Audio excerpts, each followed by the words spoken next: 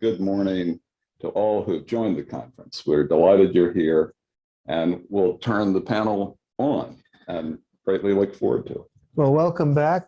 That's the start of day 3 at Metabesity. I'm Thomas Seoh. I'm the EVP of Kitalys Institute. This is going to be great. Over the years at Metabesity conference, sort of commercialization and funding, that's the segment that this is in.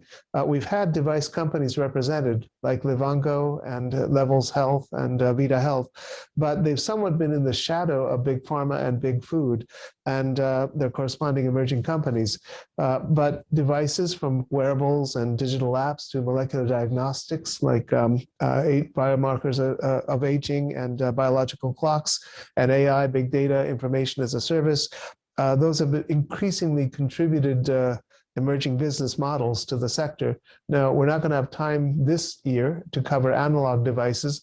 I've seen things like liposuction knives that selectively cut out visceral fats. They have baboon data that suggests they may be curing them of diabetes, or sort of transcranial electromagnetic radiation for treating obesity and depression and so forth. But the digital session here, the AI, digital, et cetera, devices, this is a huge emerging area for healthy longevity. So the session will descriptively showcase different approaches by the representatives of our star panel here, but I'm hoping that the panel will also additionally discuss some distinctive ways in which modalities other than pharmacological or nutritional interventions can accelerate healthy longevity for all. I want to first introduce Mike Snyder. He's the chair of the Department of Genetics and director of Center for Genomics and Personalized Medicine at Stanford. He's a world-leading authority on, among many things, but among other things, multi-omics, wearables, and big data to help people guide people to live healthier, longer lives. So, Mike, please. Sure, I'm going to show you a few slides here just to get us started. I think it'll also segue nicely into what others on this panel are doing. So, our shtick, if you will, is to try and use big data to manage health and ideally, quite frankly, transform healthcare, which I think is broken. And so a number of years ago, 13 actually on me actually, but really about 9.5 for our cohort, we started applying this idea of using big data to be able to monitor people's health to get a better picture of their health. Our view is that the way medicine's practiced today, you get, if your health is a 1,000-piece jigsaw puzzle, we look at about 8 of those pieces. And what we're trying to do is look at now more like 800 of those pieces, get a much clearer picture. And so we started, I won't get into this, with this deep data dive, mostly with omics initially, genome sequencing, these other technologies that were new at the time. We're trying to get a better picture of people's health. And so one aspect was the big data. The other aspect is longitudinal, and we followed these folks. And what was remarkable is by using these advanced technologies, which I think segues nicely into this, we actually, from the smallest group of 109 people, just from 3.5 years of profiling, we had 49 major health discoveries. So, and the cool part was that no one technology found these things. I should say these are all found pre-symptomatically. So we uncovered some underlying health issues pre-symptomatically, which was valuable, and no one technology did it. Sometimes genome sequencing, sometimes it was imaging, often it was various markers through proteomics or other methods that would uncover these things. So we think this approach is powerful. Another aspect of all this that I didn't mention, but it's the use of wearables. So when fitness trackers first came out, we realized these are pretty powerful health monitors. And we started putting these on people. There are many, many of these out there today, and many of you know, which I think segues nicely into today's panel, is that 20% of the US population wears a smartwatch. And you'll hear about other pretty important devices. And what's powerful is they're following you 24/7, and they measure all kinds of things, some accurately, like heart rate variability is reasonably accurate. And then other things are questionable, depends on the device, how accurate they are. And some of these probably aren't accurate at all, like SpO2 and blood pressure, but the deltas are fine. And so a big push in the lab these days is to use wearables for actually disease detection. We, a number of years ago, showed you could find Lyme disease of all things, and then other respiratory illnesses. Jesse's part of this, a key part of that study. I'm sure she'll talk about this more, but we then actually, when COVID came along, wanted to apply that discovery to be able to do early detection, pre-symptomatic detection of COVID. And our latest rendition of this is, in fact, a real-time alerting system. Please sign up for our study. Write to me. It looks like I didn't put the web here. And it works. You actually get a red alert, if you will, prior to symptom onset. This is one of our first cases where 3 days prior to symptom onset, this person was getting red alerts. But it actually works on asymptomatic cases about 80% of the time overall for asymptomatic and symptomatic. We think this is just the beginning. Again, this is some work from Jesse actually to show that with machine learning, we can tease out other clinical values from features of a smartwatch. They're not clinical grade measurements, mind you, but they're probably good enough to tell you when something's up, see if there's a shift. We're really keen on glucose monitoring. I won't say much because Noosheen is a guru on this area, and we'll undoubtedly talk more. But I think one of the things we discovered is that actually but they're being used for insulin-dependent type 2 diabetes as well as type 1 diabetes. And we discovered that actually a lot of normal people, and especially pre-diabetics, were spikers, and we came up with ways of classifying them into low, moderate, or severe spikers, even so-called normal people, normal glycemic folks. And so one of the fun things out of this, and I think this leads nicely into what she'll present, is that different people spike to different foods, and the goal is to model all this. So I'm a believer that academics are great at discovery. We're great at proof of principle. We're terrible at scaling. And this is where companies come in, and our lab has done quite a bit of spinning off companies, as some of the ones we've spun off in recent time. And as I say, you'll hear more about January AI from Noosheen, where we took advantage of this observation about CGM, use of CGM technology to be able to better manage people's health. So that's kind of what we're up to, trying to bring, again, big data and such into improving healthcare. Is just a few final thoughts. I think what's making all this possible, this whole new wave of digital health, is that there's a lot of new technologies out there for collecting big data in very novel fashions. I'm sure we'll talk a lot about this today. But I think another important part is that what we're doing is collecting data longitudinally, which lets you follow people's personal trajectories. And I think all the, the ability to pull in data and actually compute and high performance and the new AI algorithms or methods like machine learning and deep learning to be able to follow advanced, sophisticated, if you will, features about people's health and make new discoveries is very powerful. So I think this is what's transforming digital health. And I'll pass it over to the next person.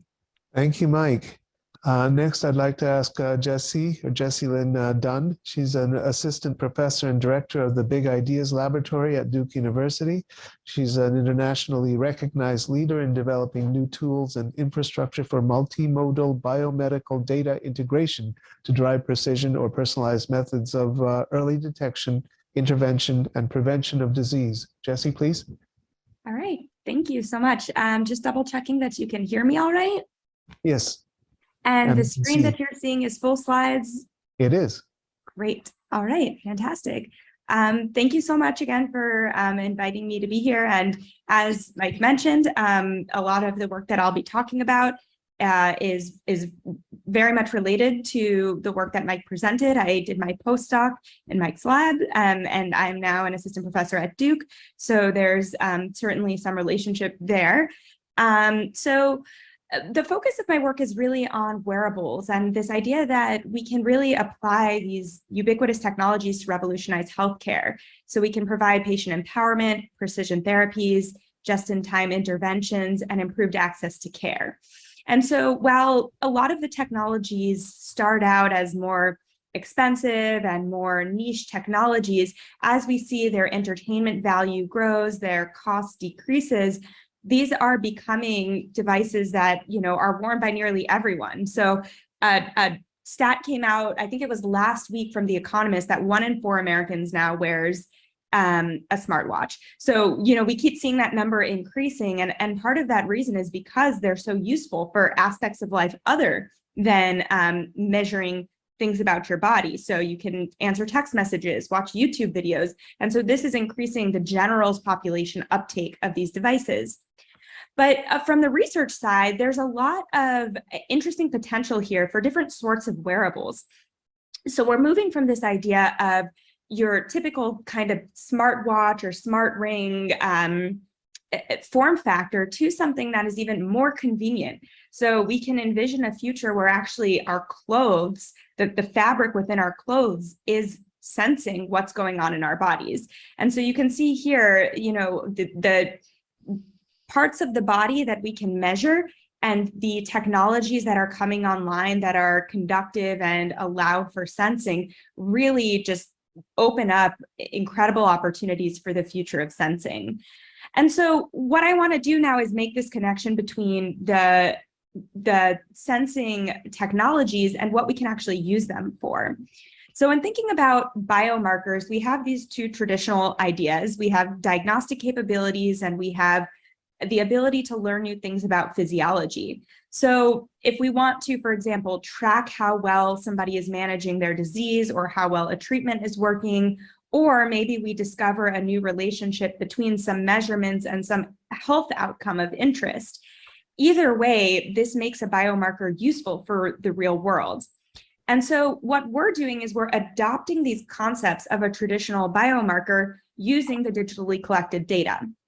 So an example of this might be data that is collected from a heart rate monitor or a smartphone GPS, and we take that continuous stream of data and we apply mathematical transformations to predict some sort of health outcome. And so what that looks like mathematically, and I promise this is the only math I will add to this slide, is that we have some target outcomes of interest. Maybe this is your blood glucose measurement in the morning, or maybe this is whether or not you have a COVID-19 infection. And we're building a function of these different measurements. So inputting heart rate, temperature, skin conductance, and you can imagine a whole host of other measurements that could go into this equation here. Ultimately, these are much easier to collect than some of these clinical measurements, and we can collect them continuously and cheaply. So that's the goal here, is to really predict clinically important outcomes using cheap and easy to measure tools. In my lab, we're looking at a variety of different areas. So we're developing digital biomarkers to predict general fitness, health improvements from sleep and exercise. A lot of the work inspired by work done with Mike on prediabetes and trying to detect that prior to symptoms, understanding how contagious a person is who has an infection, whether or not they have an infection or how susceptible they are to becoming infected. We're also looking a lot at circadian measurements, because one of the benefits of these tools is that we can monitor people not only at single points in the day, but continuously throughout the day. So we can learn how the body changes over the day. And in fact, we've done a lot of work in that area. One of the things that I'll highlight that Mike also mentioned is this idea that we can find relationships between these cheap and easy to use wearable sensors and measurements that we would traditionally only get in a clinical setting by doing a blood draw, for example. And so we saw this plot earlier. What I want to emphasize about this is that the measurements that we use come from this smartwatch called the Empatica, which measures heart rate, movement, skin temperature, and electrical activity of the skin. And so we created what we call features that are engineered versions of this data that were then able to predict measurements that we could traditionally only get from a blood sample. And while these aren't as accurate as the blood sample today, the hope is that as these technologies develop, we will get better and better at these sorts of predictions. The last piece that I want to mention here is an open source software initiative that we've been leading called the Digital Biomarker Discovery Pipeline. And the underlying reason for this open source initiative is that as we were developing a lot of these digital biomarkers, we're finding that other people in the community are working on very similar issues, and we could come together and kind of improve these digital biomarkers by working together. So this is inspired by a lot of the bioinformatics work that we've seen in the multi-omics realm, where better genome sequencing methods, better genome alignment methods have come online by the community working together. So on DBDP, you can check this out at dbdp.org. We've got open source data, code, algorithms, and anybody can contribute to this. And for people who are new to this area, we've got a lot of resources and blogs for how to get started and acquainted with digital biomarkers. So with that, again, to sort of summarize where my lab at Duke is at, our major research areas are discovering, validating, and demonstrating utility of these digital biomarkers to detect illness outside of the clinic. We want to apply this to understand which therapies will be successful for which individuals. So for example, you may have two people with the same demographics that are both pre-diabetic, and you tell both of them to walk 2 miles every day. And for one person that reverses their pre-diabetes, and for another, it has no effect. And we really don't understand why that is yet. And so this is something that we're really interested in. And then finally, bringing that full circle to develop personalized just-in-time interventions so that we can get the right intervention to the right person at the right time.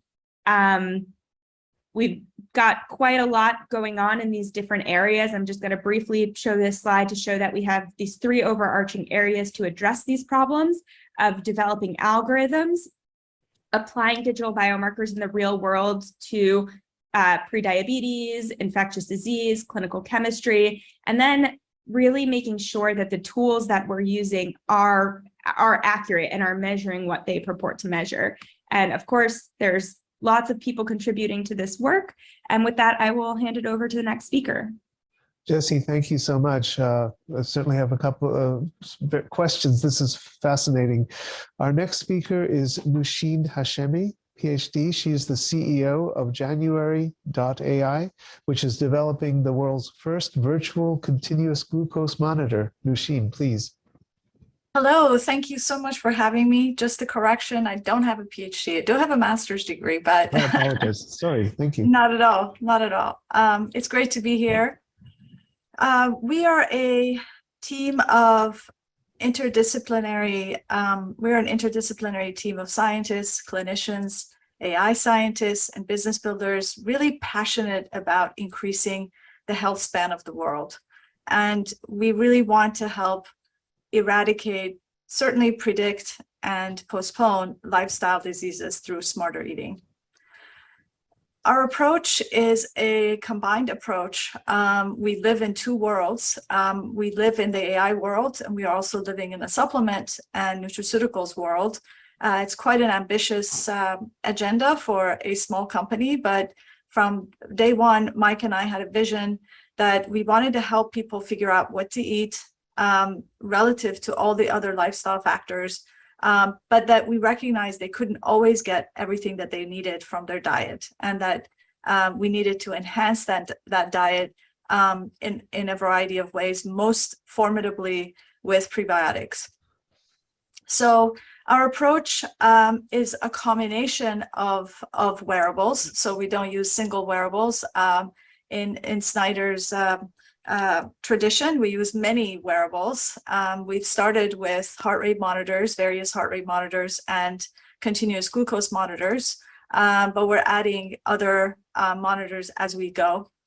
And it's really the combination of the data that's really, really interesting.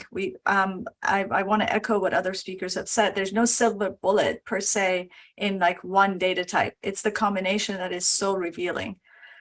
And so I'll talk about these 2 different sides. So when we started, we were really interested in understanding what we can learn about health from the combination of heart rate data and CGM data. And we quickly came to the conclusion we wanted to also know what people were eating. We actually wanted to know what was, what food they were ingesting, because two of the biggest levers on glucose are really food and activity. There are many other levers, as you know, sleep, stress, many other things, but 2 of the bigger factors are those. So we were capturing the activity through heart rate monitor, but we really wanted to capture what impact food was having. So we set out to do something extremely ambitious, which was turn food into an assay. And food is a very imperfect thing. As you know, even the USDA database is 20% wrong. But we set out to aggregate a very large food database. So it has almost 20 million foods in it. This is just foods in the United States. And it involves everything from local restaurants to millions of recipes to all the groceries and everything else. Then we looked at how precise this the nutritional information of this food was. And the only things that have label today are essentially grocery items and chain restaurant items. So through machine learning, we set out to develop labels, food labels for all of these millions of foods, so that we could understand their properties, we could understand how much fiber they had, we could understand what was involved in these foods. We then looked at the fact that glycemic response was better associated with glycemic index and glycemic load than just carbs.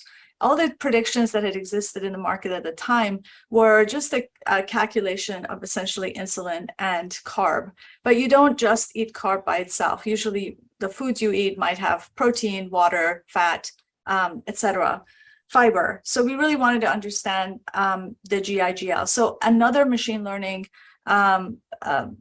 really large project that we went through is to assign through machine learning glycemic index and glycemic load to these millions of foods in the database. We then ran a clinical trial for 1.5 years, and in over 1,000 people, for 1,022 people, we looked at the glycemic response of the foods they were eating, and we created a prediction model, which is really remarkable. After just 4 days of training on the food and CGM with the heart rate data, we're able to predict your glycemic response to anything you would eat in our database. This means that we can predict your glycemic response without you having to eat anything. So you don't have to eat the next food. You can, if you ate fried chicken and you want to know how you respond to spaghetti, we have that answer. We presented that at the ADA in June of 2020. So the interesting thing about this prediction model is that you're able to compare, you're making 3 to 5 food decisions a day. You're able to compare groceries, recipes, menu items. You're able to know specifically in minutes of walking the price of any food. So you know if something is really is going to spike you hugely, you can prepare to be more active after eating that food. We also swap out foods. So you can do, with AI, you can do counterfactuals, which is really cool. So you ate salmon and chips. What if you had had a bagel? What would have happened? Or you had a bagel. What would have happened if you had walked 10 minutes after? We're able to show you all of these curves without you actually having to eat the food. And of course, the recommended foods have lower glucose impact. And we also have what is called Food Detect technology, another pioneering technology from us, where we are able to frictionlessly know when you were eating. So we're able to encourage people around intermittent fasting. We're able to encourage them around last meal sleep gap so that they are sleeping better. And of course, we know sleep is important to cardiometabolic health. So how did this work out? We had in our V1 of the app, we had 5 main interventions.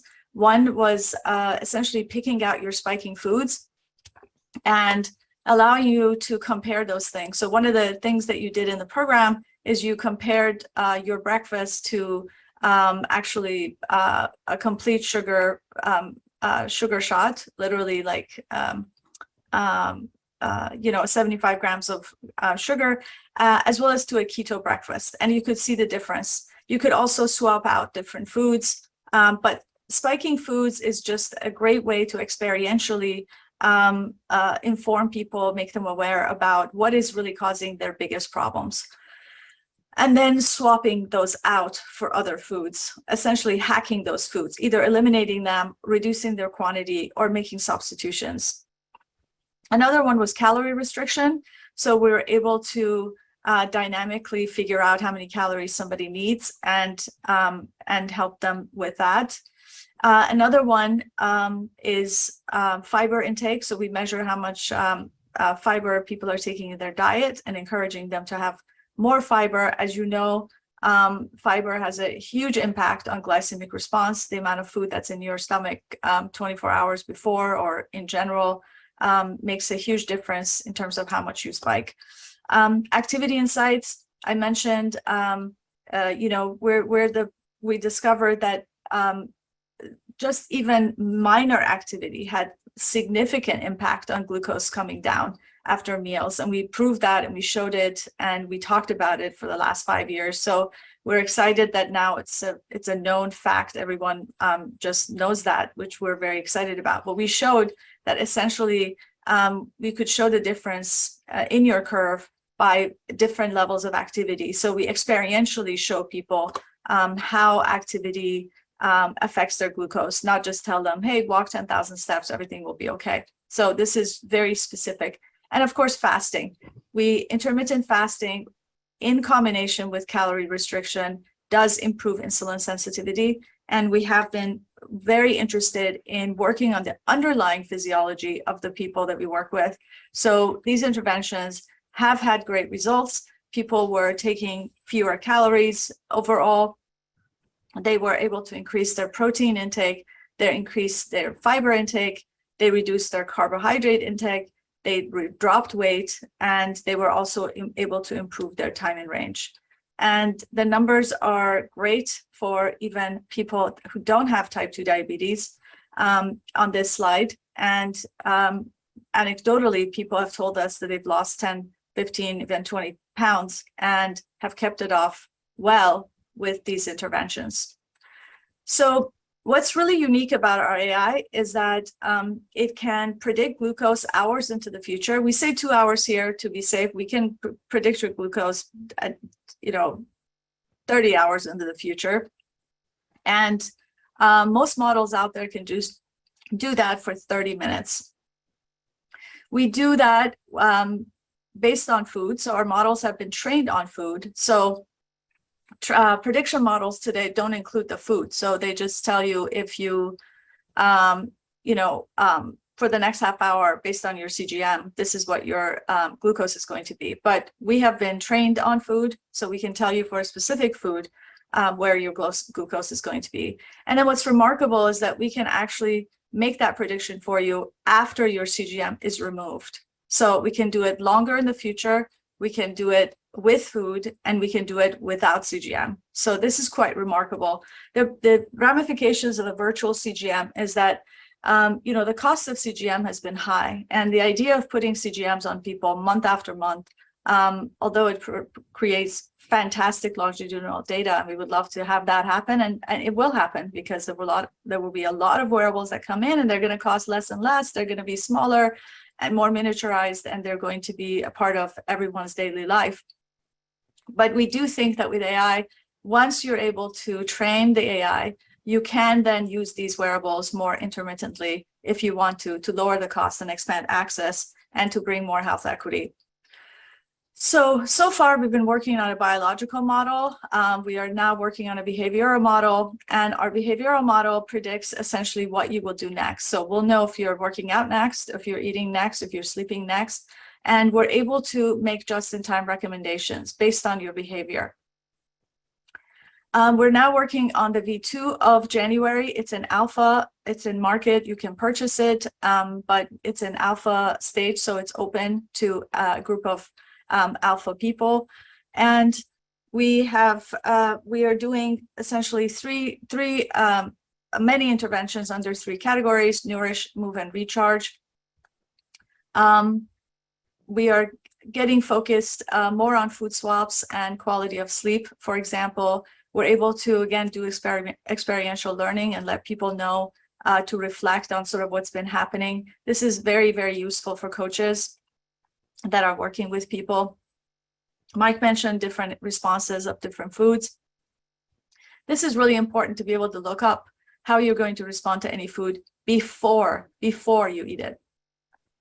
So more about just in time in terms of, finding people healthy alternatives as they're going about their day, and swapping out their foods in terms of, getting them to eat what they're eating, just healthier versions of that. So, this, I mentioned, has ramifications for coaches, because we can power the coaches out there. Lots and lots of companies out there, as you know, Vertel, Mata, Vida, Onduo, Livongo, etc. There are lots of companies with coaches that we could empower with our solution, where the coaches know kind of for their cohort how people are doing, and to be able to help those. I say a few words on Edens, our supplement, which is a reaction to which is based on our belief that essentially prebiotics are a very, very important part of one's diet. Maybe they're not for you, but they're for your microbiome. And so we've taken a rational approach to developing this. It's taken several years, just as with our AI. And we have a line of prebiotics. We are launching the center one, Edens Gift, and that is a total metabolic health solution with glucose control, lipid control, immunity, and satiety, all in one. We've had great results with Edens in terms of its ability to stabilize blood glucose, in terms of fasted glucose, promoting satiety, and really great markers. I know I must be going over. This is the area where Edens plays with other products out there, and it's integrated with our product so that you're able to see kind of what's missing and be able to add. I would like to pause there because I know I'm sure I'm going beyond, but thank you so much for this opportunity to share. No, we'll certainly hopefully have time to discuss things of interest here. Let me quickly introduce Vadim Gladyshev. He's a professor of medicine and the director of the Center of Redox Medicine, and an associate member at Harvard Medical School and an associate member of the Broad Institute at MIT. He's an expert geroscientist who does extensive research, among other things, on biological clocks and other molecular biomarkers of aging, which would be classified for regulatory purposes as devices. Vadim? Yeah, thank you, Thomas. I'm excited to be here and especially participating in this session. Very interesting. Learned a lot already. So I'm a professor of medicine at Harvard Medical School and Brigham and Women's Hospital, and as you said, also associated with the Broad Institute. And we work in the molecular space to kind of quantify aging phenotypes, basically. So the way we work, we first quantify longevity, and this is the potential to live long.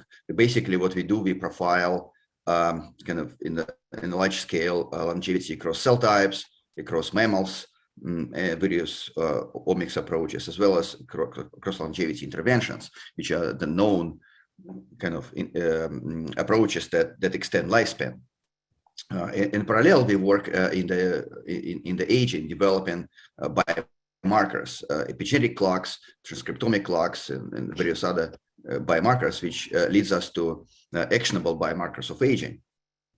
And a new direction, we also try to develop approaches to actually for age reversal. Well, I would say partial age reversal. So here we look at the rejuvenation signatures. Altogether, it allows us to target, at least develop ideas how to target aging and rejuvenation, identifying compounds, factors, lifestyle, dietary, pharmacological, and so on, and then test those interventions in various models.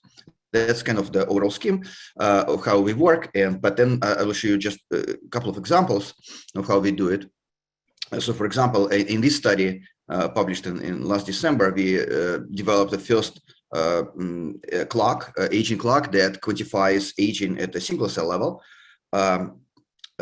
This was done by this, really talented lab member Alex Trapp and Csaba Kerepeshi in the lab. Another example is, which is something that Jesse mentioned yesterday, giving a short talk, Jesse Poganik. So here we quantify biological age as a function of stress. And so what he found is that during stress, severe stress, we see an immediate and rapid increase in the predicted biological age, but then this age kind of recovers. And the examples he gave is, for example, major surgery, COVID-19, this is severe kind of cases of COVID-19, as well as pregnancy and models of parabiosis. And so this suggests that actually our biological age is not static. It can be modulated by on a relatively short scale by various interventions. So this is very exciting, and of course it can go in both directions. So, and since we are in the AI session, I've got to show this slide. I used an AI engine to generate this image, and here is the same person in the young kind of when this person is young and when he's old, and you can see some kind of features that associated with aging. For example, gray hair, baldness, but also things like wearing glasses and wearing hearing aid, and this kind of highlights the that it's not only the damage, let's say damage that happens during aging, but also adaptation to aging. So, for example, the wearing glasses and hearing aid could become part of the biomarkers, like clocks, for example. But of course, they are not part of the aging process. They're more like an adaptation. For example, if we remove or target them somehow, it would not change the aging rate. And so, with this idea in mind, we develop the first causal clocks, where we are able to separate age-related changes into something which kind of causes aging versus something which is a response to aging. Yeah, and the way it's done, we basically have done a large-scale Mendelian randomization analysis coupled with age-related changes, and this is something that Albertine also presented yesterday in a short talk. And in particular, he developed this causal clock called cause-age, as well as kind of subsets called dem-age and adapt-age. And you can see all of them quantify the aging process. However, when we apply these clocks to kind of in real life situation, trying to understand like interventions, so for example, age reversal, they work in a completely different way. For example, here, the example of rejuvenation, when we reprogram cells from fibroblasts to induced pluripotent stem cells, and you can see that like dem-age actually shows rejuvenation, whereas this adapt-age does not. So it really suggests that many existing biomarkers that are currently available, they are really a mixture of two completely different signals, and depending on the situation, they may respond in different way. This is a kind of a challenge for us to develop like biomarkers that truly can quantify changes in biological age in kind of both directions. So we're very excited about this. Of course, this general approach could be applied to other biomarkers now. And another example, and this was developed by Alex Tyszkowski, is a transcriptomic clock, because the RNA-seq is so common method, it's so easy to do, and so we are able to develop, which we think is currently, I don't know, one of the best, I guess, clocks. And for example, this clock is that works at the level of mouse and rat, but we also have human clock. And the way it is done is really at large scale kind of analysis across all of the interventions known currently in the animal models to robustly extend lifespan, and again, applying various machine learning approaches to do that. And finally, I just wanted to show one example where we applied our biomarkers of biological age to early life. And so basically what we found that the clocks that we developed late in life, they still tick early in life. It suggests that aging begins already during development, that development and aging kind of run in parallel, and that we could target aging really, really early. In fact, what we found is that when we apply the clocks to the zygote, which is the fertilized egg, the age is low, but not zero.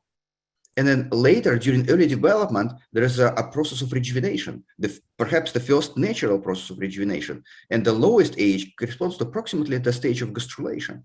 And we call it ground zero. And then where they think aging kind of begins. And we published a few papers last year and currently really actively researching this again. So this has all become possible due to development of molecular biomarkers of aging. So I will stop here and thank you. Thank you. Fascinating, Vadim. Next, we have Guruduth Banavar.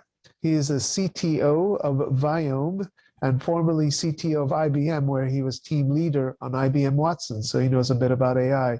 Guru, please. Hi, everybody. Great to be here. So my name is Guru, and I have to just have a disclaimer up front that I'm just a guru by name, not by profession, like many of the others on this call.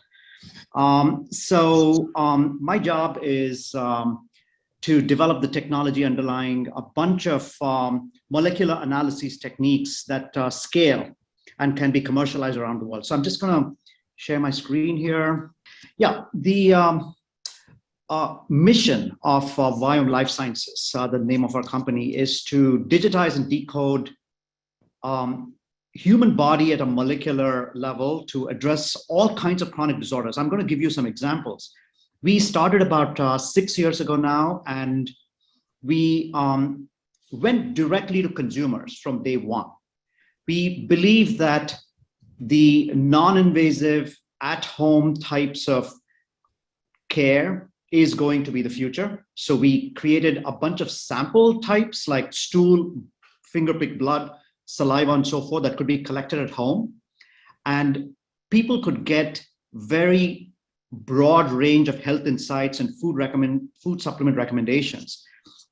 We use metatranscriptomics, and I'm going to say a little bit more about that shortly, but we believe that just doing DNA analysis is not going to cut it, just because DNA changes are very, very far and few.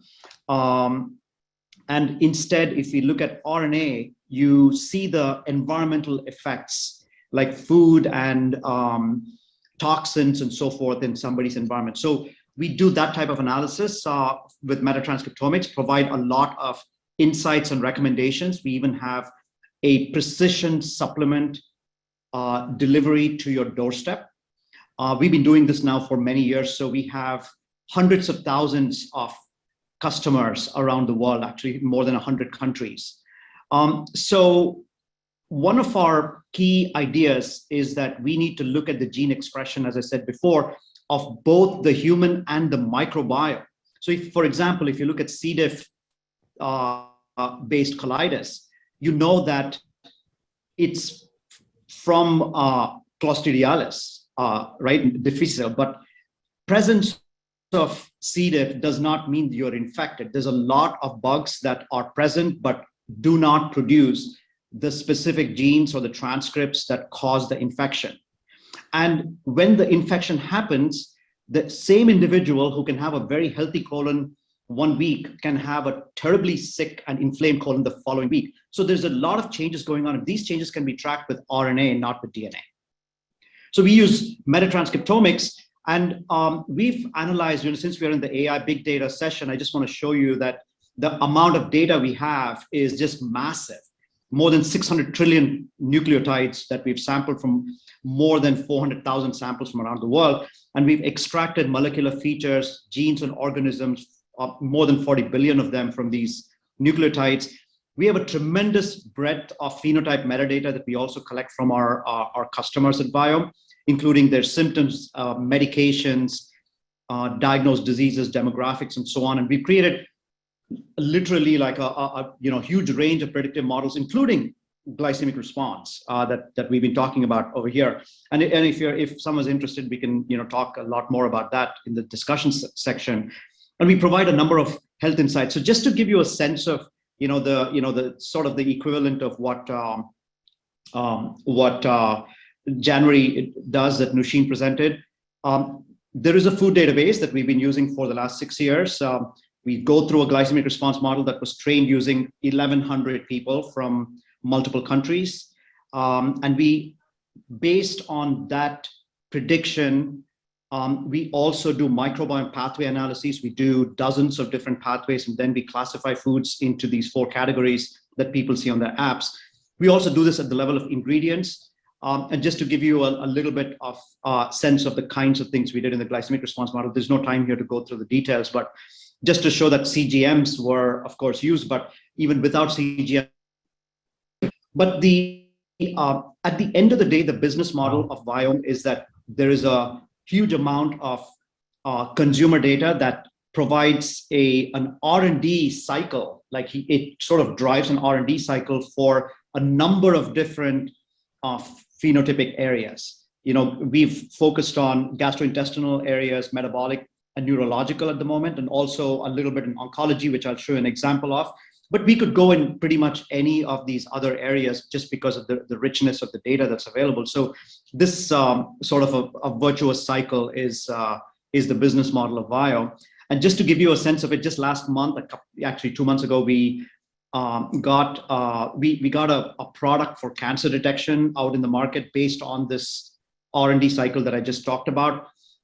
This particular product got an FDA breakthrough designation last year for a biomarker that was discovered using our consumer data, but we validated it through a hospital derived, clinically adjudicated set of samples from patients, and we were able to convince the FDA that this thing, should be turned into a product, which is now a clear LDT product, and it's available on our website as well. So bottom line, there is just a whole range of at-home, non-invasive sample types that can lead to a wide variety of health insights and preventive healthcare. And in case somebody, gets into some acute issues, like in this case, cancer, we can detect it very early, phase 1, and we can address this much better than what the normal, healthcare system that we are,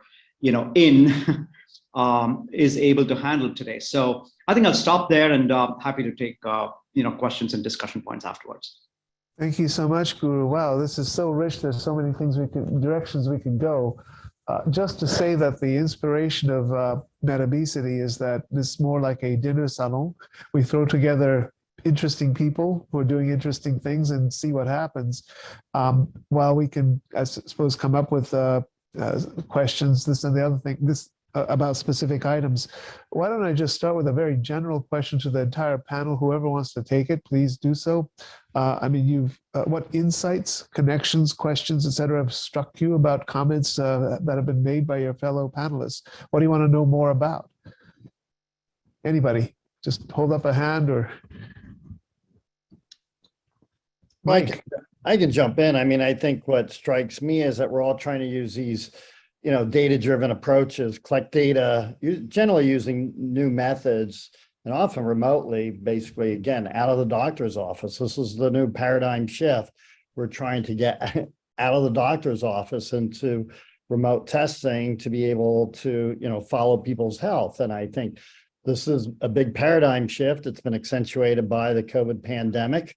It was a direction I think we were always going to go anyway. I think we just ramped it up by orders of magnitude, and I think this is the future.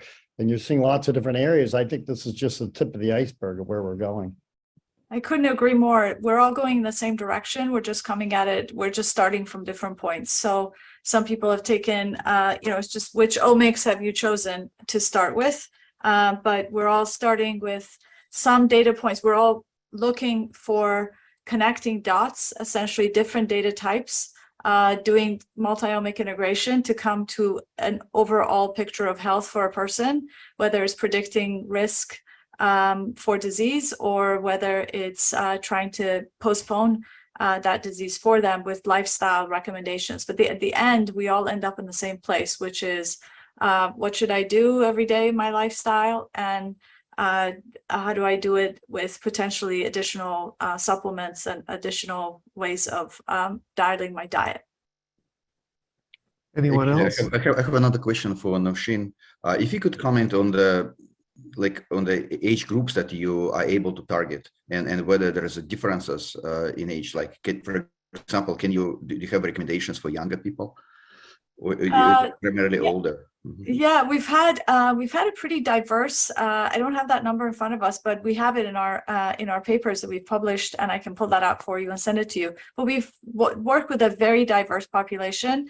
We are able to predict in people who are healthy and have prediabetes and have type 2 diabetes.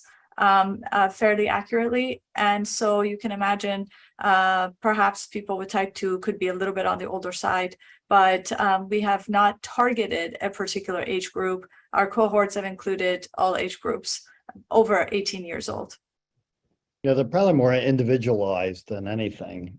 So therefore, they're built around personal models. But you're raising a very interesting point. To certain age groups have common characteristics that are behaving different than other age groups. But there's some evidence, as you know, Vadim, on that. So I think it'd be very fascinating to dig into what you're getting at. Mm-hmm. And another issue. Vadim, if I may also add here, in the Viome customer base, which is large, we have everyone from infants to 90+-year-olds, and of course, our recommendations are based on a number of models that are trained using particular data sets, which targets particular cohorts in specific age groups. Like, for example, the glycemic response one was adults only and non-diabetics, right? But didn't include pre-diabetics and so forth. So we use our models selectively for the different age groups based on where a person falls. So, even though someone is less than 18 years old, we do provide recommendations when we have done the studies that support the recommendations that we provide. And so, given that breadth from, as I said, more than 100 countries, different ethnicities and so on, I think that one of the challenges at scaling is that you have to have a very large number of different models, so to speak, that have been tuned for various situations. And you have to be able to pick and choose and integrate, almost dynamically, what is the best set of recommendations to provide to each individual. And that whole idea of, we call it precision health, right? Precision nutrition is a cutting edge thing. And, of course, folks like the FDA or even the CMS, CLIA people do not yet, understand, or I should say, buy into the ability of so many algorithms, configured and combined to be able to provide recommendations. So that's a big, regulation and sort of scaling with many different algorithms and combining them the right way is sort of the cutting edge of this field at the moment. I see a hand up, Jessie, please. Yeah, so Guru, along those lines, and this is a question maybe for all of the panelists, is in thinking about how we kind of validate these technologies and ensure that they're doing what we think that they're doing. I think a lot of regulators also have questions like that, like how do we know how good the technologies are? I'm just curious if you're thinking about that in your work and how you address that. I'll just be brief, and I would love to hear everybody else's thought as well. So we use our customer data for, anonymized, of course, to train our models, but we always do validation with clinically adjudicated data from various clinical studies. So the results that we publish or the results that we provide to regulators are always coming from clinical validation that is done in the sort of the traditional way. But the advantage in a place like Viome is that the training sets, which tend to be huge, can be done in a self-reported manner, and that's acceptable. And I say this based on our FDA breakthrough designation. When you do training using self-reported data, that is considered acceptable. But when you do validation, that needs to be clinically adjudicated, and that's how we normally do it. And Guru, just to clarify, the Cancer Detect that you launched, that's a central lab model. You're not, are you intending to migrate over to some kind of a regulated device model? Well, currently it is a lab developed test, therefore it's a central lab model. But we are currently doing a pivotal study, which once the FDA is okay with it, then it can be turned into a general sort of a distributed model. Right. Okay. There's something that really strikes me. I'll get to you, Vadim, in just a moment. But there's something that strikes me is that you folks in the device sort of area are charging ahead, and I think that's going to explode in the sector. And regulation is kind of getting ahead of the regulation. So it's really interesting to me how things are going to play out over the next 10 years. Not that the regulated drug, for example, sector is going to shrink. It's going to continue to grow, but there's this huge overlay on top that's going to build on top of that. I see Vadim and then Mike. Vadim, please. Yeah, I'd like to make a comment regarding the kind of the targets that we choose. How do we choose the target? What exactly to modify? So because aging has many phases, so not only there are a diversity of age-related changes, but one could target, for example, chance of dying or chance of loss of function, or changes in predicted biological age, and therefore they are kind of they often go hand in hand, but they are not the same. And therefore, when we develop our approaches for, let's say, personalized nutrition or correcting biological age, so what exactly would need to be targeted? This is something that we are thinking a lot about in the lab, and currently there's no kind of good solution. And at least there is a clear diversity of opinion. So I just wanted to raise this question and see what other panelists think about it.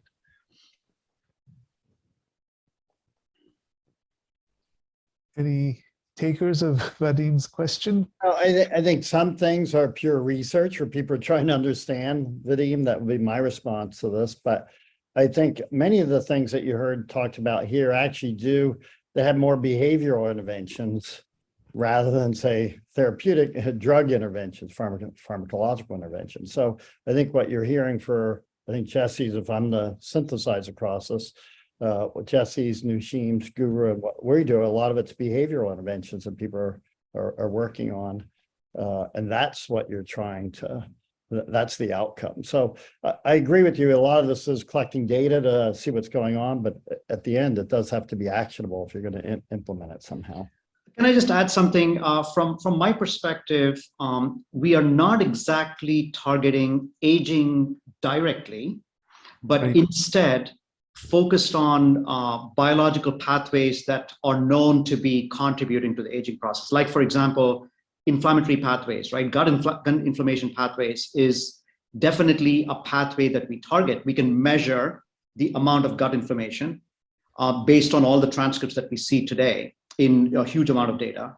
We can also, I think there's a lot of literature on, how short chain fatty acids, for example, production can be anti-inflammatory in nature. So we can measure the amount of short chain fatty acid production. And so you can perhaps modulate the SCFA production in the gut to modify the inflammatory properties of the gut.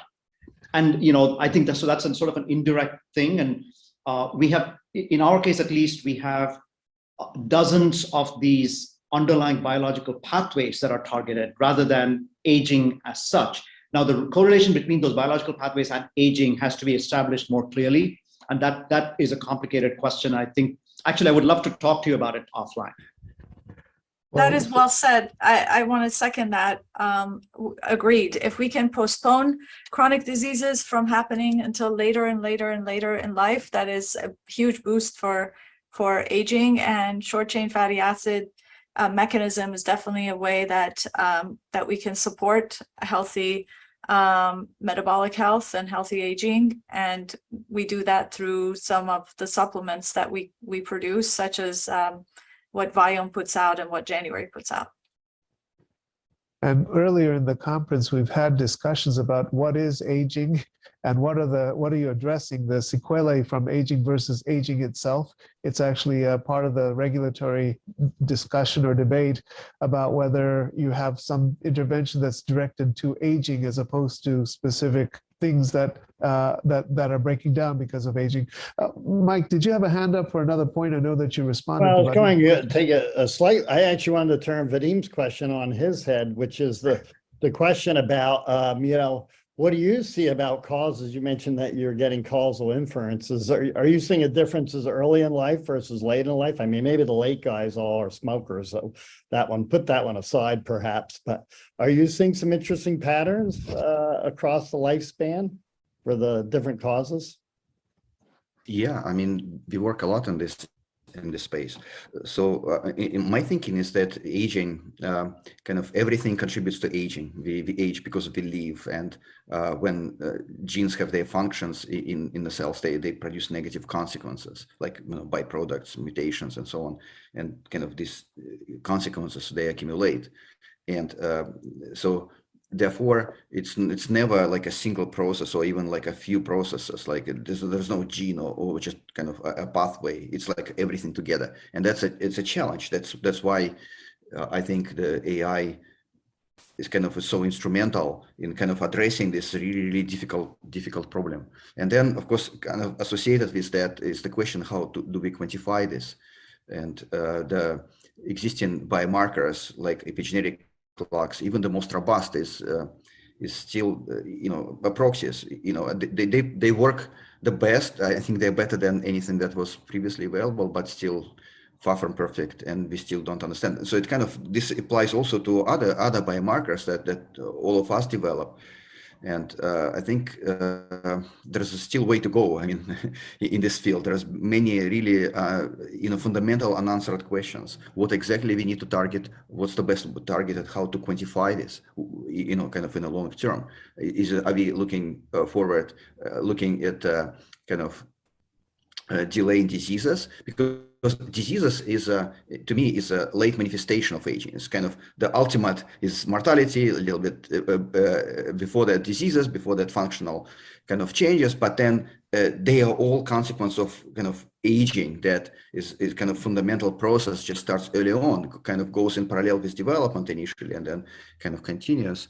And challenge is how exactly do we develop approaches to slow down this process and maybe partially reverse it. It's a really difficult problem, I think, but it's so exciting. Please check the chat and the questions. There are folks who are asking questions, and if you want to pick something up, just feel free to raise a hand and address them. One of them is, has anyone shown improvement in hard clinical outcomes as a result of the use of these tests or apps? And in a way, it's a little bit unfair because you're not seeking approval from the FDA. You're consumer facing, and you're giving consumers information. But obviously, the harder the connection, the more confidence you can have that these are validated, if you will. Any takers of that question? I mean, I responded to that by mentioning weight loss. So when you drop weight, there is a direct correlation with many of your markers improve, which is why doctors suggest weight loss as the end-all kind of generic solution when they come across a number of diseases. They're say, well, try to lose weight, whether it's cholesterol or A1C or anything else. But we do know that there is a correlation between weight and some of these markers. So if you're able to reduce weight, the problem is that people can't take this generic advice. Don't eat sugar, don't eat refined flour, and eat a lot of vegetables and walk 10,000 steps a day. And people just can't take that simple solution. So we think personalized solutions are really important, and different levers work for different people. Some people can do intermittent fasting. Some people can do calorie restriction, but they have to snack all day long a little bit to be able to get by. They do better that way. Some people can are super active, and they're able to manage their sort of intake of food with the level of activity. They can balance that. And so people have different approaches. We find that fiber is a really big deal. Having enough prebiotics, it improves satiety and reduces snacking, and it's helpful in weight loss. So weight loss is really important. Weight loss improves all your other markers. It is a big hammer. Right. My view, Thomas, is that there are a number of other endpoints that we can also measure in this domain, such as, my favorite is clinically validated questionnaires. At Viome, we use something like 40 clinically validated questionnaires.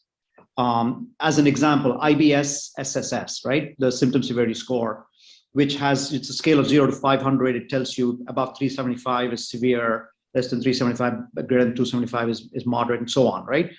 So you can see, even if it's self-reported, this is a clinically validated questionnaire that many clinicians use for measuring IBS severity. So you can have consumers respond to these clinically validated questionnaires at multiple time points when you do it, longitudinally.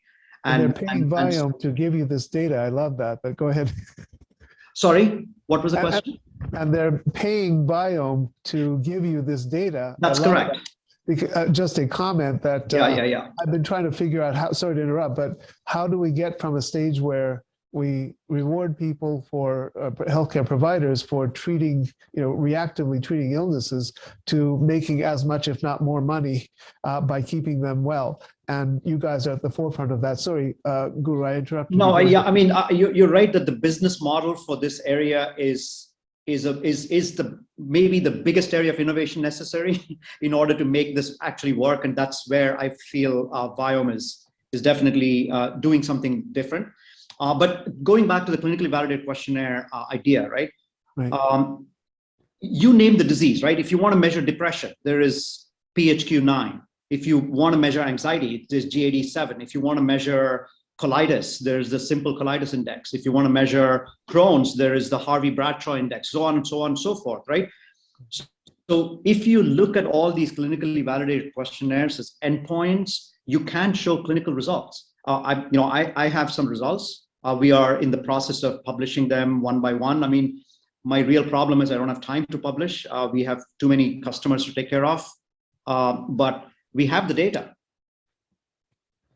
So I'm handed a question. Just I see Jesse and Mike, I'll be recognizing you in a moment. How would you control for the placebo effect in these questionnaires? That's a question for me? Yeah, well, for anybody, but it's kind of responsive to your comment. So it's very hard. It's very hard. I agree completely that this is probably the hardest thing. The placebo effect is super hard. It's easier to measure when we are doing supplement-based interventions, right? Because you can create actual placebos of supplements that you can test. But when you're doing food recommendations, you cannot do placebos for food. So if somebody has a smart idea for how to do that, I would love to hear it. But that's a hard question. So one thing that I can mention actually that I think is related here is in thinking about how we can measure contexts and behaviors using wearables. So for example, if you have people that are subconsciously changing behaviors based on answering these sorts of questionnaires. So for example, you have a questionnaire that asks about physical activity, all of a sudden people start to increase their physical activity because it increases their awareness of it. You can actually measure that with wearables. So, there are opportunities for some aspects of either placebo effect or the effect of an intervention on behaviors that are measurable. So, as we get into areas where we're thinking about measuring stress or anxiety, and there are potentially quantitative ways to do that from sensors, we can start to actually, I think, better tease apart this idea of the placebo effect. Yeah, great point, Jessilyn. Yes, agreed.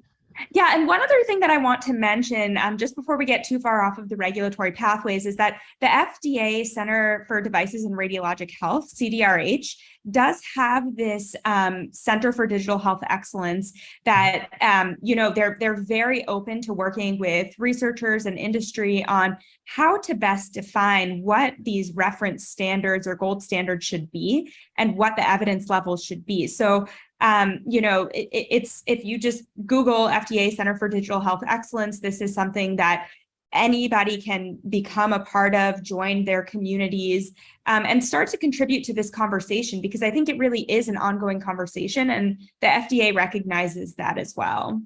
Terrific. Mike? Yeah, well, two comments. One is, no offense to Guru, but I actually want to get away from questionnaires. I just think they're very subjective, depends when people take them, et cetera. So I really do like, that's the power of the digital technologies we're doing. They can measure things quantitatively. And I think even if we get into cytokines and things, we can capture a lot of the information that's trying to be captured with these questionnaires, but get it in a more reproducible quantitative fashion. Not that, I mean, questionnaires are used, I get it. But I just think as we go forward in the future, I personally would like to get away from them.